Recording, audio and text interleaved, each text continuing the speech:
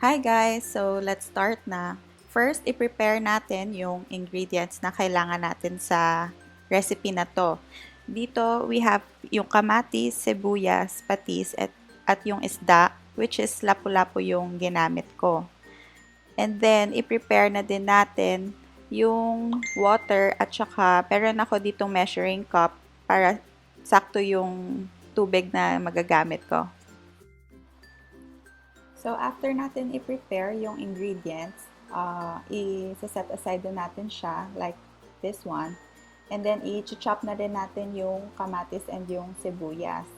For me, nilalagay ko lang siya sa separate na lalagyanan para madali ko siyang ito-transfer.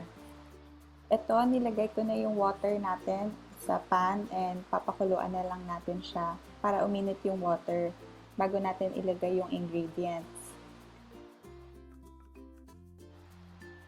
High fire pala yung ginagamit ko dito guys para mag-boil yung water ng mabilis, and ngayon mainit na yung tubig natin, so pwede ko nang ilagay yung tomato and yung onions.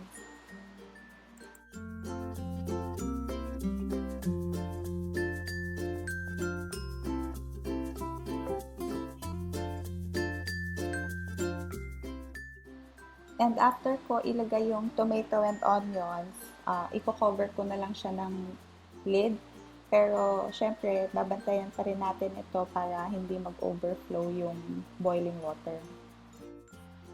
Hahayaan lang natin siyang kumulo para lumambot yung tomato and yung onion. Kasi later, ipamash natin siya para mas lumabas yung lasa niya. After ng 10 minutes na kumukulo yung tomato and onion, malambot na yan. So, ako kumuha ko ng bowl and ng fork and ito-transfer ko yung tomato and onion dito sa bowl para ma-mash ko siya ng madali. Kasi nahihirapan ako pag minamash ko dito sa pan, paminsan natatalsikan ako ng tubig at masakit siya. Ito na siya guys, and madali na yan i-mash. So, dudurugin ko lang siya ng maigi para lumabas yung lasa pa niya lalo. And, ganyan na siya, parang malapot yung consistency nung sauce. After that, i-transfer ko na ulit siya sa pan. Habang minamash ko pala yung tomato and yung onion, hindi ko na pinatay yung apoy. Low fire ko lang siya kanina, and now, pwede na natin ilagay yung fish natin sa pan.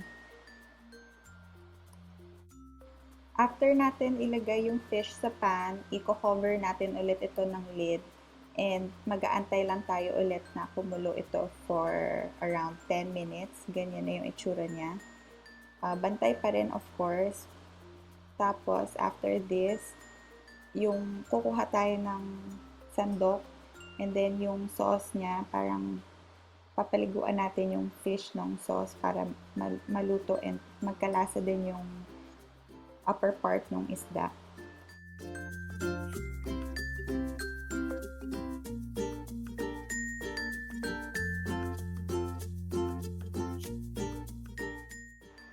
Pag nakita nyo yung skin ng isda is parang nagbe-break na, ibig sabihin luto na yung fish natin. So, pwede na natin ilagay yung patis. Depende yung patis sa panlasa nyo. So, around 2 to 3 na tablespoons yung gagamitin mo. And i-taste nyo na lang afterwards para mag-decide kung okay na ba yung lasa sa inyo or not. Hindi ko din pala minimix yung patis. Hinahayaan ko lang siya na mag-sit. After natin ilagay yung patis, hayaan lang natin siya magluto for 5 minutes in low fire. And then, ayan, tapos na yung luto natin and ready na siyang kainin. Thank you for watching! So, mag-comment na lang kayo if may request kayo na recipe sa akin. Thanks again!